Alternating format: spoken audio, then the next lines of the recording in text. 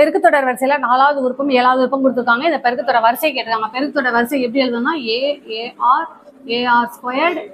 AR cube இப்படியே எழுதலாம். நம்ம கொடுத்துருக்கிறது வந்து என்னது AR கியூபும் AR6 கொடுத்துருக்கோம். இப்போ இது ரெண்டையும் டிவைட் பண்ண போறோம். நம்ம AR6 divided by AR cube equal to 64/243 8/9. இப்போ இது ரெண்டையும் அடிச்சிடலாமா? அடிச்சிட்டிங்கன்னா R கியூப் ஈக்குவல் டு இதை இது பண்ணிங்கன்னா வரும் 8/27. அப்போ R ஈக்குவல் டு 2/3 கிடைச்சிருச்சு. இப்போ நமக்கு இப்போ என்ன பண்றோம்? R கியூப் கொண்டு வந்து இந்த இடத்துல அப்ளை பண்றோம். 8/27 ஈக்குவல் டு R கியூப் என்ன 8/9. அப்ப A ஈக்குவல் டு 8/9 இன்ட்டு 27/8. அப்ப A ஓட வேல்யூ என்ன 3 கிடைச்சிருச்சு. அப்ப A வந்து 3.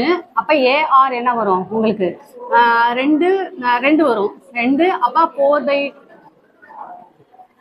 இதே கண்டினியூ ஆயிட்டே இருக்கும். அதாவது 3 2 4/3 அப்படியே கண்டினியூ ஆயிட்டே போயிட்டே இருக்கும். இப்ப இதான் இதனோட வரிசை.